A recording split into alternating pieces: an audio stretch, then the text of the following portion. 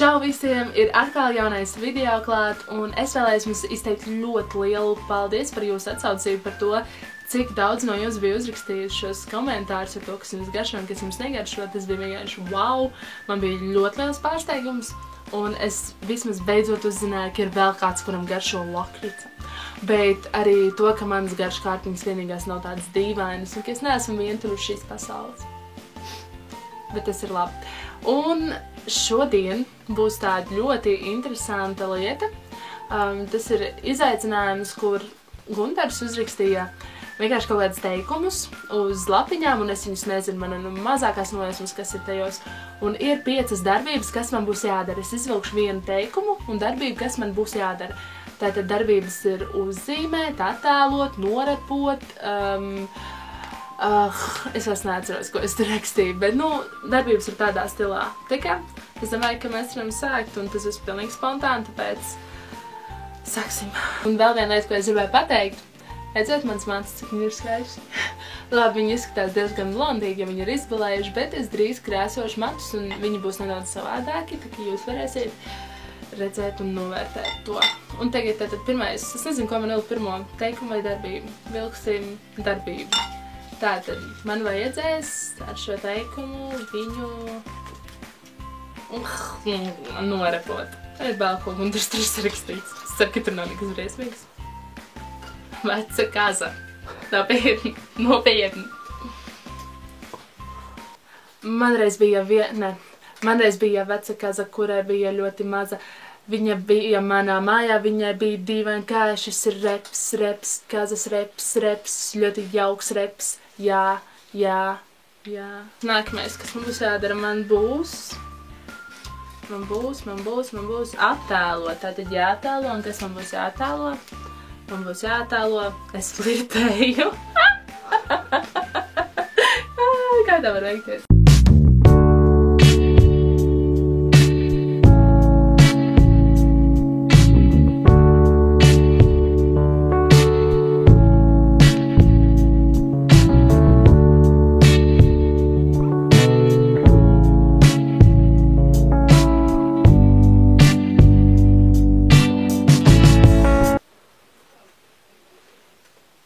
Es domāju, ka jūs esat tagad apburti no manu valdzinājumu. Es domāju, mēs varam ķerties tālāk. Tātad trešā darbība. Šī lapiņa. Tātad man viņa būs jāuzzīmē. Tātad man būs jāņem lapa, un kas man būs jāuzzīmē? Man būs jāuzzīmē laikapstākļi Liepājā. Ko? Gundar? Tātad man minūtes laikā es uzzīmēšu laikapstākļus Liepājā.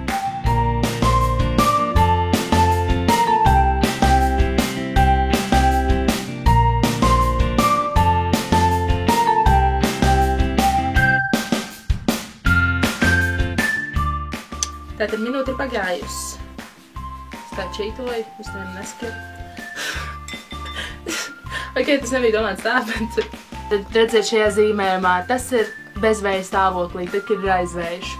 Ir tāds teiciens Liepājniencam pat bezvējā mata plīvo. Tātad mēs redzam, Liepājā vienkārši vēja pilsēta un tur ir vējš, tāpēc es domāju, šie pietiekami labi attēlo laikapstākļus Liepājā. Un tagad ir pēdējie 2 palikuši.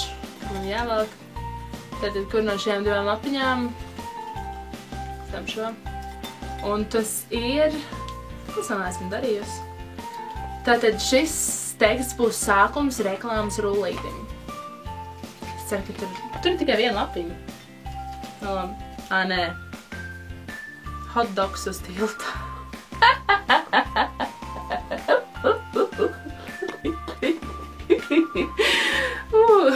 Tātad... Sākums reklāmas rullītim. Hotdogs uz tilta. Vai jūs to redzējāt? Cik staļi tas stāvēja, viņš pilnīgi gaidīja tavu pieskārienu. Izskaroties tam, tu sajūti vieglu vēsmu savās nāsīs. Hotdogs uz tilta gaida tevi. Jaunā Hesburgera ēstuve uz tilta. Pēdējās lapiņas. Man esmu redzējis. Pastāstīt, bet tad man būs jāpastāsta, kāds stāsts par šo notikumu. Un tas ir Deguns ir saziņas līdzekli.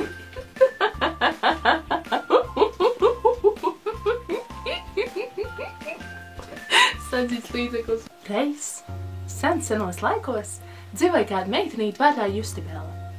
Justibelai nebija, viņa bija mēma, teiksim tā.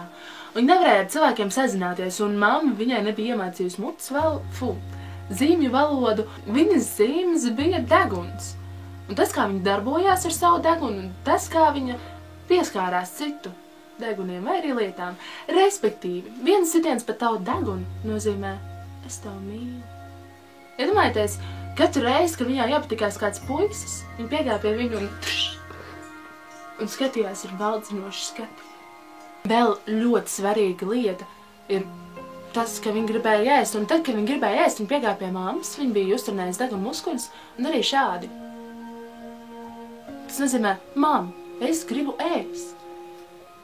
Un bija vēl ļoti daudz šīs lietas, bet tas nozīmē, ka tikai ne ar mutes valodu, ne ar zīmu valodu, bet ar deguna saziņu mēs varam panākt daudz.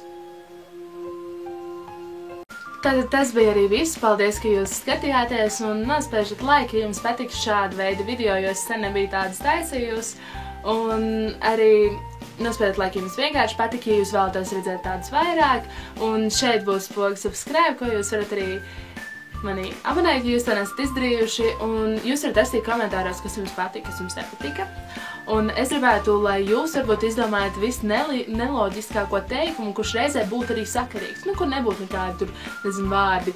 Lampa ir, kaut vai, lampa, stāvēt, tādus nē, bet vienkārši, kur ir neloģiski, bet tajā pašā laikā arī sakarīgi. Un vēl arī viena ieteikuma, ko jūs domājat, ko vēl var darīt ar teikumu. Piemēram, šeit bija 5 veidi, ko es varu darīt ar teikumu. Ko jūs domājat, ko vēl ar viņiem var darīt? Esiet radoši, un tad jau tiekamies nākamā svētdiena. Čau!